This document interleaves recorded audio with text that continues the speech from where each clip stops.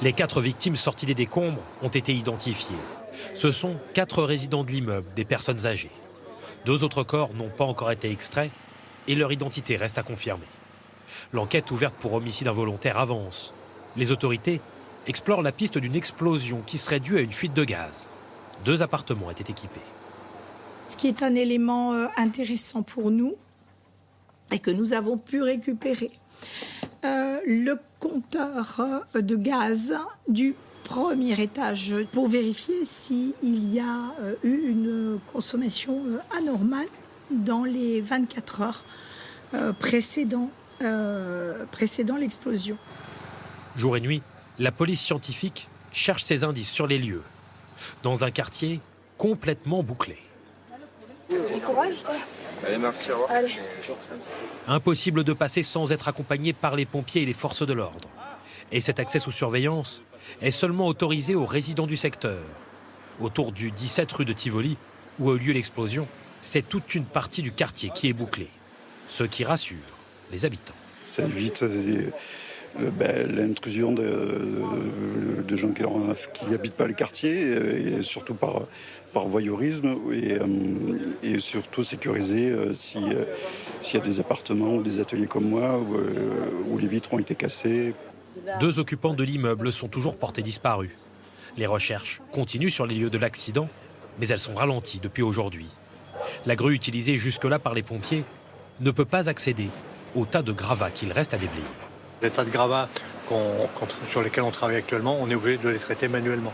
Évidemment, on a un rythme beaucoup plus lent que, je dirais, avec un travail directement par une grue. Plus de 48 heures après l'explosion, la probabilité de retrouver les 2 derniers disparus vivants s'amenuise, mais les pompiers ne veulent pas perdre espoir. Et voici les toutes dernières images que nous venons de recevoir il y a quelques minutes. Cette femme a pu rentrer chez elle. Elle habite au 42 rue de Tivoli. Elle fait partie des 199 personnes évacuées. Elle est donc l'une des premières à être autorisée à retourner vivre dans son appartement. Pour les autres, cela prendra plus de temps. Des contrôles sont en cours. Et justement, pour aider ces habitants et les secours qui interviennent dans des conditions très difficiles, un vaste élan de solidarité se met en place, comme nous le montrent Paul Gély, Marouane Gite et Pauline Lefrançois. Monsieur, bonjour. C'est des habits? Oui. Alors Les bras chargés, ces Marseillais affluent toute la matinée dans cette mairie d'arrondissement, devenue un centre de collecte. J'ai amené des déodorants et des habits à moi en très bon état. Voilà.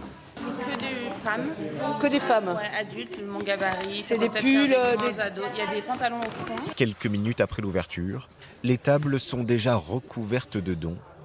Pour ces habitants, il était impossible de rester les bras croisés. J'habite le quartier, c'est une rue que je connais bien, avec potentiellement des gens que je connais aussi. Donc non, la solidarité c'est important. Et là c'est le minimum. Si on est tous solidaires ensemble, je pense qu'on y arrivera. La solidarité s'organise aussi dans les bars et les cafés du quartier. Dans ce bistrot, le patron a lancé une cagnotte pour les secours et pour les personnes délogées. Elle déborde. Les gens ils viennent, ils nous donnent 200 €, ils nous donnent 20 €, 10 €, 20 €. Hier je les mettais là, comme ça. Sauf qu'il y a eu trop d'argent. Voilà encore, 20 € pour les pompiers. Et je me mets un peu à la place de ces pauvres gens. Voilà. Alors je fais le geste, mais je le fais vraiment entier. Spontanément, les habitants proposent leur aide. J'ai laissé mon numéro. Avec des solutions de relogement. Comme j'habite le quartier, j'ai une chambre qui est libre. Et du coup, spontanément, j'ai adressé à Adrien, que je connais très bien, mon numéro pour que si éventuellement une personne qui est sans logement pouvait venir. L'entraide se manifeste jusque dans la rue. Cette directrice de supermarché a rempli un caddie de provisions pour les secours. On fait profiter un petit peu les pompiers, la police, boire, manger, tout ce qu'ils ont envie. Ils viennent au magasin et ils prennent ce qu'ils veulent. Des commerçants solidaires, comme cette boulangère. Grâce à des dons de clients, elle ne fait pas payer les personnes relogées ou les pompiers. C'est important déjà parce qu'on est humain. Ils aident, ils travaillent plus de 40 heures, ils ne dorment pas.